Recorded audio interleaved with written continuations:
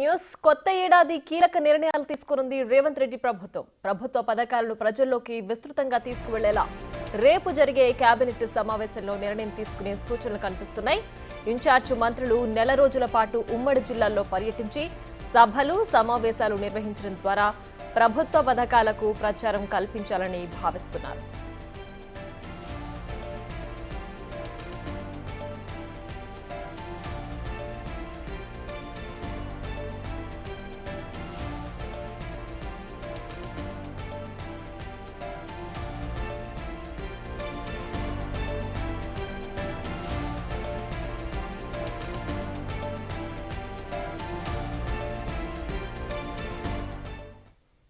మరింత సమాచారం మా editor in chief PV Srinivas phone line అందించడానికి సిద్ధంగా ఉన్నారు. శ్రీనివాస్, చెప్పండి, ప్రభుత్వ పథకాలు ప్రజల్లోకి వెళ్లేలా ఎలాంటి ప్రణాళికలు రచించబోతున్నారు, ఏంటి దీనికి సంబంధించి డీటెయిల్స్?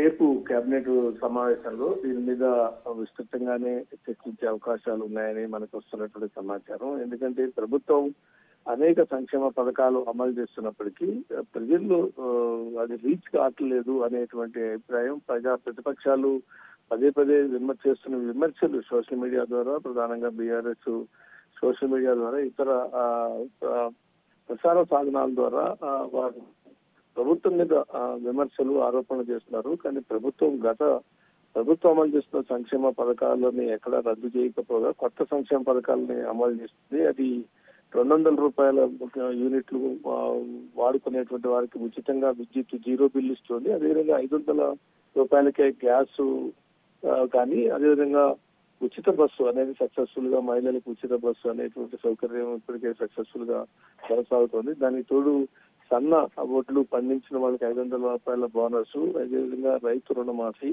ఇలాంటి అనేక స్కీములు ఇప్పటికే ఈ ఏడాది కాలంలో స్కీములు పేద వర్గాలకి అందిస్తున్నాం. పైగా 10 లక్షల దాకా ఆరోగ్యశ్రీ లాంటివి కూడా పెంచడం జరిగింది. ఇట్లాంటి అన్ని స్కీములు అమలు చేస్తూ కూడా ఎందుకు ప్రజల్లో వ్యతిరేకత, లేకపోతే ప్రజలు ఎందుకు దీన్ని రిజిస్టర్ కావట్లేదు, ఎందుకు విస్తృతంగా వెళ్తాం లేదు అనేటువంటిది ఒకటి అయితే, రెండోది ఈ కేబినెట్ లోనే మరొక 2 పథకాలను కూడా శ్రీకారం చుట్టబోతున్నారనే సమాచారం వస్తుంది.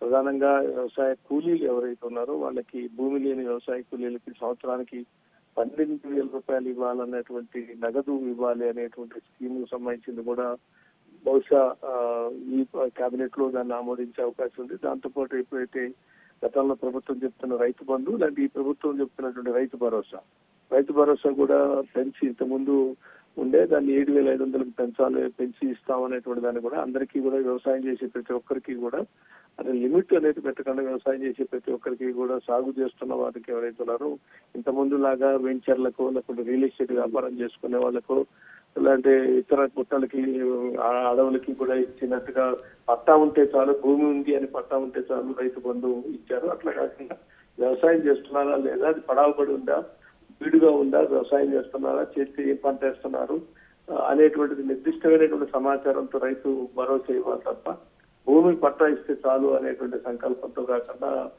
అనేటువంటి దాంతో ఆ పథకాన్ని కూడా అమలు చేసే యోచనలో ప్రభుత్వం ఉంది అనేటువంటిది. దానికి తోడుగా సన్న బియ్యం ఇవ్వాలి. ఇప్పటిదాకా ఈ సంవత్సరం పెద్ద ఎత్తున సన్న వడ్లు పండించారు. కాబట్టి సన్న బియ్యం ద్వారా, రేషన్ షాపుల ద్వారా సన్న బియ్యం పేద వర్గాలకి ఇవ్వాలి. ఎందుకంటే ఇప్పటిదాకా ఇస్తున్నటువంటి శుద్ధి బియ్యం ఎవరు తింటలేదు. వాటన్నిటి కూడా అక్రమ రవాణా, పాలిష్ పెట్టి వాటినన్నింటినీ కూడా కాకినాడ పోర్టు ద్వారా అక్రమ రవాణా చేస్తున్నారు తప్ప పేదలు ఎవరు తింటలేదు. లేకుంటే హోటళ్ళకి వాళ్ళకి దోశలు పోసుకోవడానికి అమ్మాయి పరిస్థితి వచ్చింది తప్ప తినేవాళ్ళ సంఖ్య చాలా తక్కువ ఉంది అనేటువంటి విమర్శలు కూడా ఉన్నాయి. కాబట్టి సన్న బియ్యం ఇవ్వడం ద్వారా ఎవరు కూడా, అందరూ రేషన్ షాప్ నుంచి ఖచ్చితంగా ఇంటికి తీసుకెళ్తారు. అక్రమ రవాణా జరిగే అవకాశం లేదు.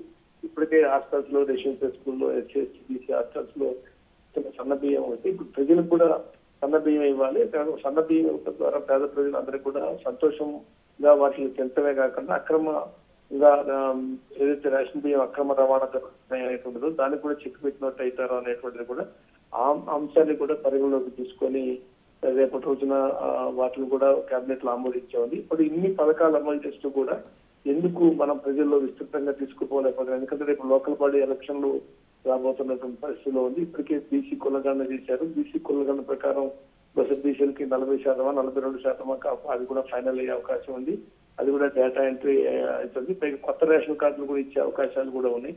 వీటన్నిటిలో కేబినెట్ లో విస్తృతంగా చర్చించిన తర్వాత ఈ పథకాలు ప్రజల్లోకి విస్తృతంగా ఎట్లా వెళ్ళాలి. ఎందుకంటే ఒక్క రైతు రుణమాఫీకి సంబంధించిన వాళ్ళే నియోజకవర్గాల్లో యావరేజ్ 30,000 32,000 ఆ యావరేజ్ అని చూస్తే కనుక 25 నుంచి 30,000 32,000 మంది దాకా ఒక్కొక్క నియోజకవర్గంలో రైతు రుణమాఫీ పొందినటువంటి లబ్ధిదారులు ఉన్నారు. దానికి తోడుగా 200 రూపాయల ఉచిత విద్యుత్ పొందుతున్నటువంటి వాళ్ళ సంఖ్య, అదేవిధంగా 500కి గ్యాస్ పొందుతున్న వాళ్ళ సంఖ్య, దాంతో ఉచిత బస్సు ప్రయాణం చేస్తున్నారు. ఇప్పుడు ఒక్కొక్క నియోజకవర్గంలో 150 కోట్లు 140 కోట్లు సన్న ఓట్లకి బోనస్ పొందుతున్నటువంటి పరిస్థితి. ఒక్కొక్క నియోజకవర్గంలో 140 కోట్లు. ఉదాహరణకు నకిరికల్లులో నియోజకవర్గంలో కనుక చూస్తే ఒక్క నకిరికల్ నియోజకవర్గంలోనే 32,000 మంది రైతు రుణమాఫీ పొందినటువంటి లబ్ధిదారులు ఉన్నారు అనేటువంటిది. అదేవిధంగా మొత్తంగా సన్న ఓట్లు పండించిన రైతులకు 145 కోట్లు 146 కోట్ల రూపాయలు ఒక్క నకిరికల్ నియోజకవర్గాలకి రైతుల ఖాతాల్లో పడ్డాయి అనేటువంటిది. ఈ ఇంత స్థాయిలో మనం చేసుకుంటూ కూడా ప్రజల్లో దాన్ని మనం రిజిస్టర్ కాకపోవడం, ప్రజల్లో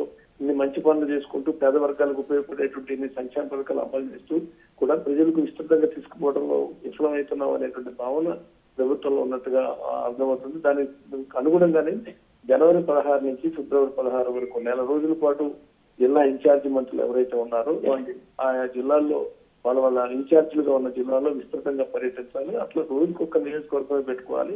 ఒక్క నియోజకవర్గంలో అన్ని మండలాలు కవర్ కావాలి. లబ్ధిదారులు అందరూ విస్తృతంగా సమావేశపరచాలి. అన్ని పథకాలు లబ్ధి పొందుతున్నటువంటి వాళ్ళు ఎవరైతే ఉన్నారో అది రైతు రుణమాఫీ లబ్ధి పొందిన వాళ్ళు కానీ, సన్నోట్లు పండిస్తూ బోనస్ పొందిన వాళ్ళు కానీ, అదేవిధంగా 500కి గ్యాస్ పొందుతున్న లబ్ధిదారులు ఉన్నారు. 200కి ఉచిత విద్యుత్ పొందుతున్నటువంటి లబ్ధిదారులు ఉన్నారు. ఈ లబ్ధిదారులు దాదాపు ఒక్కో నియోజకవర్గంలో 1,00,000 మంది వివిధ పథకాల ద్వారా లబ్ధి పొందుతున్న వాళ్ళ సంఖ్య చూస్తే 1,00,000 పైన దాటుతున్నారు. అన్ని పథకాల ద్వారా లబ్ధి పొందుతున్న వాళ్ళ సంఖ్య తీసుకు 1,00,000 మంది అవుతారు. అది మండలాల వారీగా లబ్ధిదారుల సమావేశాలు నిర్వహించడమా, లేకపోతే నియోజకవర్గంలో ఒకటే సమావేశం నిర్వహించడమా? కానీ నియోజకవర్గం ఒక రోజు ఒక నియోజకవర్గం మంత్రి పెట్టుకోవాలి, అంతేగాని ఏదో సుడిగాలి పర్యటన చేసి వచ్చేది కాదు. కాబట్టి విస్తృతంగా మనం అమలు చేస్తున్న పథకాలు ప్రజల్లోకి తీసుకెళ్లాలంటే ఏం చేయాలనే దాని మీద రేపు కేబినెట్ లో విస్తృతంగా చర్చించే అవకాశం ఉంది. దానికి అనుగుణంగానే నెల రోజుల పాటు ఒక ప్రోగ్రామ్ ఇచ్చేటువంటి షెడ్యూల్ ఇచ్చే అవకాశం కనపడుతుంది. ఆ షెడ్యూల్ ప్రకారం ప్రతి నియోజకవర్గానికి జిల్లా ఇన్ఛార్జి మంత్రి వెళ్ళాలి అనేటువంటి దాంట్లో భాగంగా ముఖ్యమంత్రి కూడా అన్ని జిల్లాలు తిరిగే అవకాశాలు అయితే ఉన్నాయి. ఆ రకంగా రేపు కేబినెట్ లో విస్తృతంగా దీని మీద చర్చ జరిగే అవకాశం కనపడుతుంది.